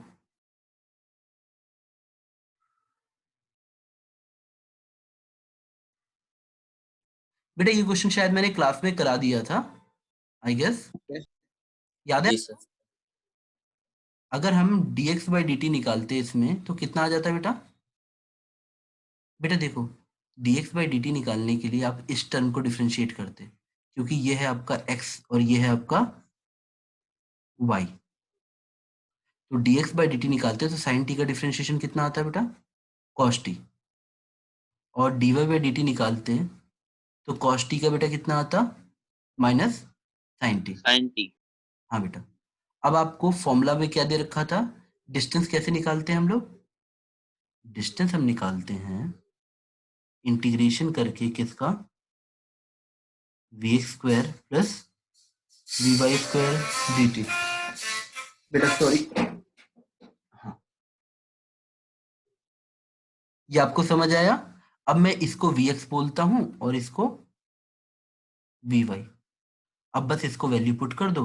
बेटा कभी भी cos स्क्वायर, और अगर जब आप इसका स्क्वायर करोगे तो ये भी sin स्क्वायर हो जाएगा। जैसे ही आप vx यहाँ से vx स्क्वायर निकालोगे आपको मिलेगा cos स्क्वायर t, और यहाँ से vy स्क्वायर निकालोगे तो आपको मिलेगा sin स्क्वायर t। तो ये टर्म हमेशा cos square theta plus sin square theta मिलके 1 हो जाएगा, वैसा सोचो। तो आपको सिंपली dt को इंटीग्रेट करना पड़ता, और यहाँ पे अगर आप लेंथ निकालने के लिए dt को इंटीग्रेट करते तो dt बेटा इंटीग्रेशन का मतलब सिर्फ जोड़ना होता है। तो अगर मैं dt जोड़ूंगा तो मुझे t मिलेगा, और लिमिट्स पुट करूंगा 0 से लेके 2 सेकेंड तक, तो 2 माइनस 0 2 मिल जाता, आंसर 2 हो जाएगा। अब हम आते हैं इस क्वेश्चन पे। ये बेटा शॉर्ट ऑफ क्वेश्चन फॉर्म में ही दिया था आपको। Think velocity at v1 v2 v3 v4 v5 v6। बेटा v1 पे वेलोसिटी कितनी होती है बताओ? हम किसके साथ निकाल रहे हैं इसका मोशन? x के साथ ना? हाँ सर। तो तुम बताओ वेलोसिटी कहाँ कहाँ नेगेटिव हो रही है? सर 1 4 और 5 सर 1 4 5 1 पे नेगेटिव, 1 पे नेगेटिव है, 4 4 5 5। ठीक है, तो ये तीनों कैसे आ गए नेगेटिव वाले? 1 4 5 नेगेटिव। अब बताओ बेटा 2 और 3 पे कैसा है? 2 पे कितनी वेलोसिटी है? पॉजिटिव। 2 पे पॉजिटिव है। 2 पे पॉजिटिव है। और आप ऐसे सोचना बेटा कि 2 पे मेरा पार्टिकल अपने x को बढ़ा रहा है with time. What is velocity at 3? 0 कितना है बेटा? 0 सर 0। क्योंकि थोड़ी देर के लिए, इतने टाइम इंटरवल के लिए आप एक्स वाइज वहीं रह गए, वहीं पे रहे, आप मूव ही नहीं किए। 3 पे वेलोसिटी कितना है? 0। अच्छा बेटा 3 पे 0 है। 6 पे कितनी है? सर 6 पे भी 0 है। अच्छा 0। नहीं, 6 पे 0 नहीं है, 6 के बाद 0 है। इसीलिए बेटा हम लोग डिस्कस करते हैं क्वेश्चन पेपर या शीट्स। यहाँ पे अनडिफाइंड है, ठीक है बेटा। आप सोचो ना, आप लोग मुझसे पढ़ रहे, जो बच्चा मुझसे पढ़ा है कभी भी, क्या मैं कोई भी चीज जानबूझ के मतलब ऐसे रैंडम दूंगा? ये जो मैंने लिखा है तो इसका कुछ तो मतलब होगा। सुनो बेटा, हम जब वेलोसिटी निकालते हैं तो हम डिफरेंशिएशन करते हैं। डिफरेंशिएशन का मतलब होता है change in x by change in time, where time interval is very very small. मेरी बात आप समझ पा रहे हो? Is it clear? हम हाँ सर। जब निकालते हैं तो change in position by time निकालते हैं when time is very very small. ये डिफरेंशिएशन कहलाता है of position with respect to time. किसी भी ग्राफ में जहां पे स्मूथनेस चली जाती है, स्मूथनेस बेटा, जब कोई ग्राफ स्मूथ कम, जैसे तुम सोचो कि बिना हाथ उठाए लिख रहे हो, ये पूरा ग्राफ स्मूथ है तो हर जगह ये डिफरेंशिएबल है। लेकिन कहीं पे तुम रुके और फिर स्ट्रेट लाइन ज्वाइन की, देखो बेटा मैं यहाँ पे ऐसे आता, रुकता, फिर बनाता, यहाँ पे ग्राफ स्मूथ नहीं रह गया इस पॉइंट पे। तो जहां पे स्मूथ नहीं रह जाता है हम कहते हैं वहां डिफरेंशिएबल नहीं है। जब डिफरेंशिएबल ही नहीं है तो हम वहां पे डिफाइन ही नहीं कर सकते वेलोसिटी कितनी निकलेगी। अब मैं इसको स्लो मोशन में दोबारा समझाता हूँ। आपने ये बिल्कुल सही समझा कि 1 पे 4 पे 5 पे नेगेटिव थी, 2 पे पॉजिटिव थी, 3 पे 0 थी, लेकिन जब मैं 6 की बात करूंगा तो बेटा देखो थोड़ी देर पहले यहाँ पे आता हूँ, इस छोटे से इंटरवल को ध्यान से देखो, मैं डिफाइन ही नहीं कर सकता। बेटा जब झटके से रुकता है ना, तुम एक काम करो, एक ऐसा सर्कल समझो और झटके से ऐसा हो गया, तो मैं डिसाइड ही नहीं कर, जब तुम्हारा कर्व स्मूथ है तो तुम हमेशा हल्का सा चेंज ले सकते हो, बट अगर मैंने झटके से उसको स्ट्रेट लाइन कर दिया तो मैं ये बोल ही नहीं सकता कि चेंज इन पोजिशन की वे कितना आएगी, मैं कहाँ पे हूँ। बेटा किसी भी स्मूथ कर्व में आप बोल सकते हो कि चेंज इन एक्स कितना हुआ है, लेकिन आप याद करो मैं फ्रिक्शन वाले जब क्लास में आपको समझाने की कोशिश कर रहा था कि पहले वेलोसिटी ऐसा होता है, फिर झटके से ड्रॉप होता है, फिर ऐसे जाता है। तो भी मैंने बोला था जहां पे भी कोई झटका आता है वहां पे हमेशा अनडिफाइंड होती हैं चीजें, क्योंकि इस इंस्टेंट पे मैं ये नहीं बता सकता कि आपने वेलोसिटी ये नीचे वाली ली है कि जस्ट इस पे ली है। ये आंसर है कि ये आंसर है। बेटा मेरी बात समझ पा रहे हो? अगर ये कर्व स्मूथ होता तो मैं बोलता हाँ थोड़ी देर में आगे बढ़ गया, लेकिन ये कर्व स्मूथ होते होते ऐसे हो गया। अब मैं बता नहीं सकता कि ये चेंज कितना है। तुम किसी भी जगह, बेटा ये बात तुमको तभी इमेजिन होगी ना जब तुम dt को सही में टेंडिंग टू जीरो सोचोगे। बेटा आप अभी भी इसे बड़ा बड़ा देख रहे हो, जितना मैं बड़ा बना दे रहा हूँ। देखो इतना बड़ा थोड़ी ना dt है, यहाँ तो फिर वो कर्व मुड़ चुका होगा ऐसे। यहाँ पे अगर हम इतना बड़ा dt लेंगे तो वो तो ऐसे देखो वो आगे चेंज हो गया। This is not same as this. अगर मैं यहाँ पे वेलोसिटी जीरो कर रहा हूँ दैट मीन्स मैं इस कर्व का सबसे टॉप मोस्ट पॉइंट ऐसे ले रहा हूँ, हल्का सा इंटरवल जो बिल्कुल आंख से भी नहीं दिखेगा। उसी तरह से जब मैं इसको लूंगा इस वाले पॉइंट पे 6 पे, तो बेटा देखो ये स्मूथ कर्व किसी स्ट्रेट लाइन में जाके मिला, तो यहाँ पे ये किस तरह का डायरेक्शन है देखो बेटा, कैसा है ये, ऐसे और फिर ऐसे। ये स्मूथ नहीं है बेटा। इस पॉइंट पे जहां पे स्मूथनेस नहीं है आप ये बोल ही नहीं सकते कि एक छोटे इंटरवल के लिए आप वैल्यू ये वाली लोगे कि ये वाली लोगे, इसलिए ये अनडिफाइंड चला जाता है। कभी भी कोई ग्राफ जिसमें स्मूथनेस नहीं हो, बेटा स्मूथनेस का मतलब सिर्फ ऐसा सोचो कि बिना पेन उठाए आप बना रहे हो, ये सब स्मूथ है, फिर भी टूट रहा है क्योंकि मेरा पेन उठ जा रहा है बार बार। जहां पे भी, अच्छा देखो ऐसे आता क्वेश्चन, यहाँ पे पूछता कितना है, तो आप आंसर बोलते कि सर एंड पॉइंट पे भी अनडिफाइंड होता। कभी भी जहां डिसकंटिन्यूटी आई, ग्राफ आपका ब्रेक हुआ, ग्राफ ब्रेक हुआ या कोई सडन चेंज हुआ, जैसे लाइक तुम ऐसे थे और अचानक से ऐसे आ गए, तो इस पॉइंट पे हम कभी भी मोशन डिफाइन नहीं कर सकते जहां ग्राफ में चेंज हुआ है झटके से। सपोज आपको किसी ने ऐसा ग्राफ बना दिया ऐसे, अब वो पूछ रहा है कि ये वेलोसिटी है और ये टाइम है, तो तुम मुझे बताओ t इक्वल टू 2 पे तुम कौन सी वेलोसिटी बोलोगे, 0 बोलोगे कि +4 बोलोगे? अगर ये 4 दिखा है तो आप बोलोगे t इक्वल टू 2 पे सर अनडिफाइंड है, जस्ट पहले 4 है और जस्ट बाद में 0 है। उसी तरह मुझे इतना पता है इसका जस्ट बाद में ये पोजीशन है और जस्ट पहले कुछ और है, लेकिन वहां पे मैं डिफाइन ही नहीं करूंगा क्योंकि वहां पे बहुत छोटे में क्या किसको लेना है मुझे पता ही नहीं है। क्या मुझे कर्व पे रहना है या मुझे स्ट्रेट लाइन पे रहना है मुझे नहीं पता। बेटा आपको मेरी बात समझ आई? If a graph is not smooth it's not differentiable. If a graph is not continuous at that point, आप झटके से यहां पहुंच गए, that is also non differentiable, तब आप यहाँ पे डिफाइन नहीं कर सकते। तो इसलिए इसका फाइनल आंसर है 1 negative, 4 negative, 5 negative, 2 positive, 3 0, 6 not defined. बेटा ये किसी का सही था? 6 वाला छोड़ के और सारा सही था। ठीक है, अब 17th बताओ बेटा। आपको ये क्वेश्चन सिंपल है, x नॉट दे रखा है 3 to 8, मतलब बेटा कहीं पे भी नॉट लगाओ तो वो इनिशियल पोजीशन है, तो मैं t इक्वल टू 0 नहीं भी लिखूं तो क्वेश्चन सही है। अगर मैं आपको ऐसे दूं कि x नॉट है तो मतलब इनिशियल, हाँ बेटा बोलो। आंसर 3i + 6j + 18k होगा। हाँ बेटा बस अभी देख ले रहे हैं, 3i + 2j + 8k। बेटा पता है वेक्टर पढ़ाने का मतलब ही यही होता है कि आप सीखो कि x वाला x से रिलेटेड है, y वाला y से रिलेटेड है, z वाला z से रिलेटेड है। तुम्हारी वेलोसिटी 3i है, मतलब x में 3 चलोगे 1 सेकंड में।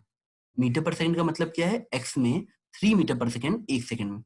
तुम 2 सेकंड चलते हो बेटा, अगर तुम 2 सेकंड चलते हो तो तुम बताओ x में तुम्हारी स्पीड कितनी है 3, तो x में तुम कितना चल जाओगे, 3 2 जा 6। तुम ऑलरेडी 3 पे हो और 6 बढ़ जाओगे तो फाइनल पोजीशन कितनी हो जाएगी 9। बेटा आराम से सोचो ना, तुम्हारी वेलोसिटी कितनी दे रखी है 3i। हम पहले ही एक स्ट्रेट लाइन सोचो, x में सोचो, सिर्फ x में। तुम किस पे हो, x इक्वल टू 3 पे हो स्टार्टिंग में, और तुम्हारी वेलोसिटी कितनी है 3i पॉजिटिव x डायरेक्शन में। तो 2 सेकंड में तुम कितना चलोगे, 6 मीटर तुम चल लोगे। तो 3 से अगर 6 मीटर आगे जाओगे तो x इक्वल टू 9 पे, तो फाइनल पोजीशन जब लिखोगे तो x के लिए कितना है 9 पे। इसी लॉजिक पे सोचो, y पे मेरी इनिशियल पोजीशन क्या थी 2 से मैं कितना चलूंगा, मेरी इनिशियल पोजीशन 2 है और मैं 2 मीटर पर सेकंड से चल रहा हूं और 2 सेकंड में मैं 4 मीटर चल लूंगा बेटा, 4 मीटर्स। तो मेरा आंसर आ जाएगा 6। और मैं यहाँ पे सोचता हूँ मैं 8 पे हूँ, मेरी स्पीड 5 है, 5 2 जा 10, तो यहाँ पे 10 + 8 18। तो जिस बच्चे की फाइनल पोजीशन आई है 9i + 6j + 18k वो सही है। बट इस क्वेश्चन का पर्पस हमेशा क्या था कि आप x को x से सोचो, y को y से सोचो और z को z से सोचो। सर ये 8 वाला कैसे आया, ये समझ नहीं आया सर। मेरा 20 के आ रहा है। अच्छा रुक जाओ, कौन सा वाला, ये z का कंपोनेंट बेटा, ये वाला। Yes sir, yes sir. अच्छा तुम सोचो कि z एक्सिस बना रहा हूं मैं, ठीक है बेटा। वैसे मैं कैलकुलेशन मिस्टेक पे बिल्कुल ध्यान नहीं देता, वो आप लोग के लिए मैं छोड़ देता हूँ। z एक्सिस पे तुम हो 8 पे, यहाँ कहीं 0 रहा होगा, पर t = 0 पे तुम 8 पे हो और तुम्हारी स्पीड कितनी है 5। तो 2 सेकंड में तुम कितना चलोगे बताओ, 5 पॉजिटिव है ना, 5k। तो अगर मैं z एक्सिस के अलॉन्ग चल रहा हूँ तो मैं 2 सेकंड में बेटा 10 मीटर चलूंगा। तो तुम 8 पे हो और तुम 2 सेकंड चलती हो, 5 × 2, बेटा कितना चली तुम, 10 मीटर चली ना। तो अगर तुम ऑलरेडी 8 पे हो और 10 मीटर चलोगी तो तुम कहाँ आ जाओगी, 18 मीटर पे ना। यस सर, सर ठीक। समझ आ गया। अब हम आते हैं क्वेश्चन नंबर 18 पे। हाँ आ जाओ बेटा, ये किसी का सही आया बेटा, ग्राफ आप लोगों ने बनाए होंगे ना।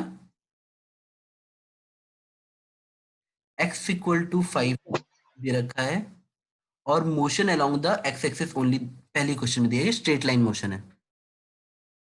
x = 3t दे रखा है,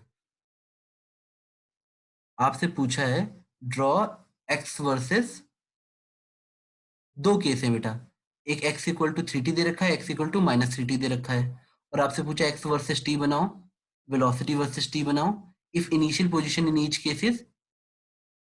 अच्छा अच्छा अच्छा, नहीं नहीं नहीं ठीक है, रुको, इस क्वेश्चन में हमें डेटा मानना पड़ेगा।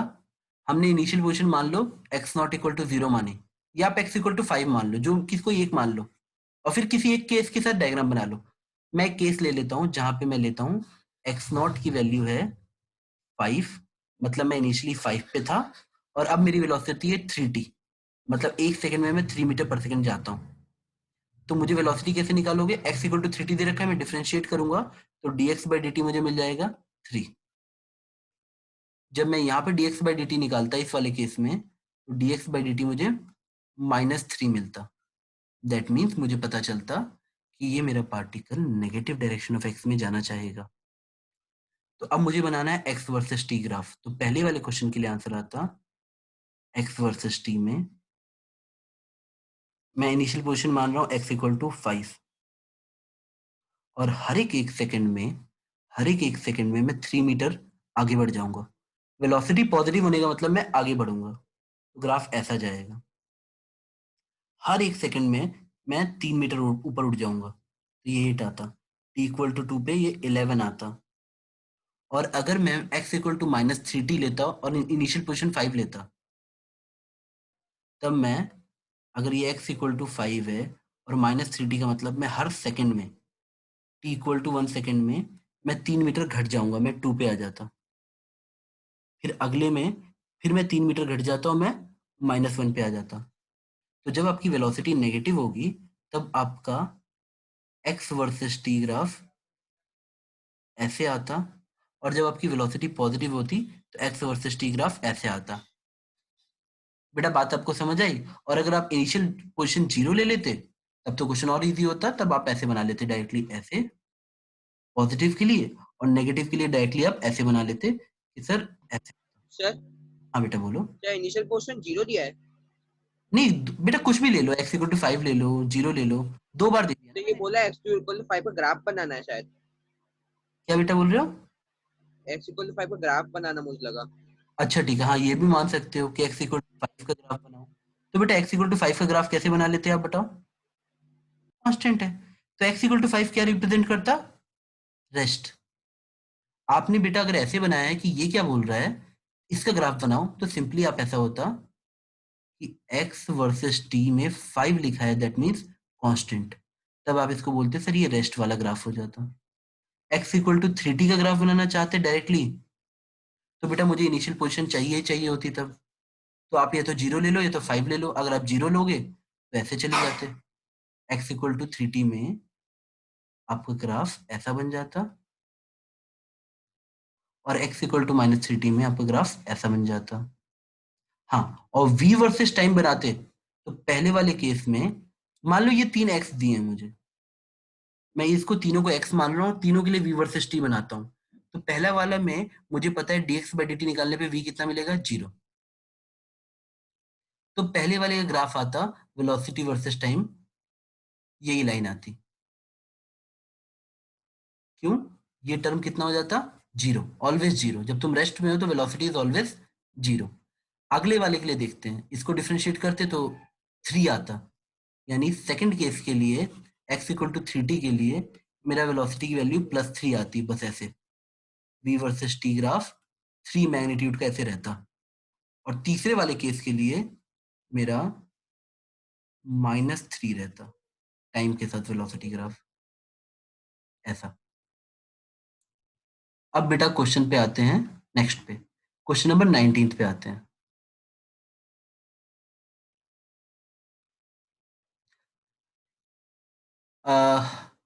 बेटा ये क्वेश्चन में आपसे क्या पूछा है, calculate the change in mag, मुझे लगता है ये सारे बच्चों ने सही किया होगा। चेंज इन वेलोसिटी का मैग्नीट्यूड, बेटा आप पहले इनिशियल वेलोसिटी मान लो, ये जो 3 इस तरफ है ना, तो v इनिशियल को लिख लो 3i,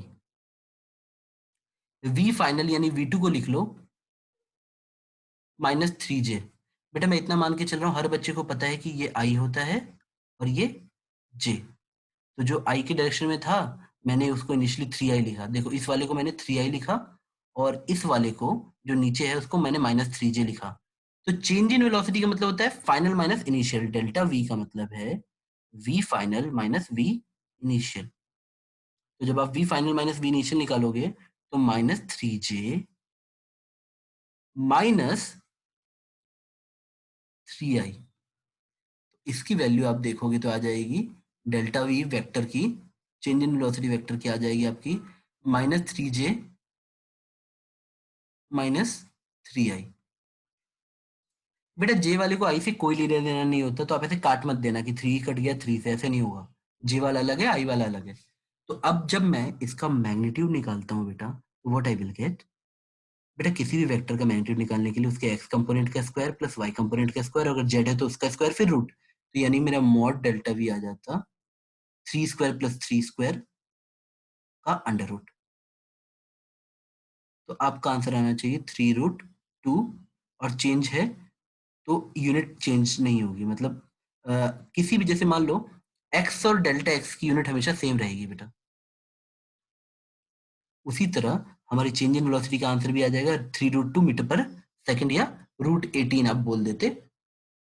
अब अगला क्वेश्चन क्या था, just to make you know कि हमारे वेक्टर हम लोग क्यों पढ़ते ही क्यों है। अगर बेटा देखो मुझे सिर्फ कोई यहाँ पे ये बता दे कि ये x एक्सिस है, दिस इज x एक्सिस, मान लो बेटा, तब मैं इसका सिर्फ x कंपोनेंट देता, क्योंकि सिर्फ मुझे x कंपोनेंट दीवार की तरफ लेके जाएगा, y कंपोनेंट तो पैरेलल लेके जा रहा है दीवार से, तो वो कितना भी ज्यादा हो मुझे फर्क ही नहीं पड़ेगा। तो फर्स्ट केस में मैं vx निकालूंगा, कितना आएगा 30 cos 60।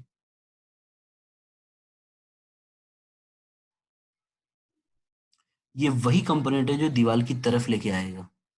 और सेकंड केस में 20 cos 30, इन दोनों में से जो भी कंपोनेंट आपको ज्यादा दिखेगा आप वही चीज दीवार पे पहले टकराए। सेकंड वाला। हाँ बेटा सेकंड वाला। और यहाँ पे डिस्कशन होती है खत्म बेटा। आप लोग की जो अब पहली क्लास होगी उसमें मैं एक्सेलरेशन और ग्राफ्स पढ़ाऊंगा, तो प्लीज बेटा आप लोग पढ़ के आना, ठीक है? जी सर। बेटा मैं क्लास क्लोज कर रहा हूँ। और ये सर कौन सा टॉपिक? एक्सेलरेशन और ग्राफ्स, बेसिक ग्राफ्स पहले, ठीक है? मोशन के एक्स सर कौन सा बुक से पढ़ने से होगा सर? बेटा please follow NCERT, SC Verma या तो मॉड्यूल। सिर्फ यही 3 किताबें आपको पकड़ के रखनी है। और बेटा आपको अगर जैसे मान लो एग्जांपल दे रहा हूँ, कुछ बच्चों ने पढ़ लिया है तो आप 6-6 बार पढ़ो, 7-7 बार पढ़ो, जब तक तुम्हें वो चीजें कंफर्ट जोन में याद ना हो जाए तब तक पढ़ो। सर एचसी वर्मा का थ्योरी सर थोड़ा बहुत समझ में नहीं आता है सर। बेटा एक काम किया करो, उसको जहां पे भी अंडरलाइन करो और मेरे लिए बचा के रखा करो। कुछ भी आपको नहीं समझ आ रहा है जस्ट अंडरलाइन इट, उस पे क्वेश्चन मार्क मार के रखो। और हम लोग जैसे मैं ऐसे भी जैसे अभी क्लास ली ना, उसी तरह मैं ऐसे क्लास डाल दूंगा। चैप्टर नंबर 1 और चैप्टर नंबर 2 का डाउट क्लास है एससी वर्मा से या एनसीईआरटी से। ठीक है, समझ आ रहा है? हाँ सर। हाँ सर। हाँ बेटा, एक काम और कर लो, या चलो मैं ग्रुप पे ही डाल देता हूँ। एक सेकंड रुक जाओ बेटा, एक सेकंड रुको।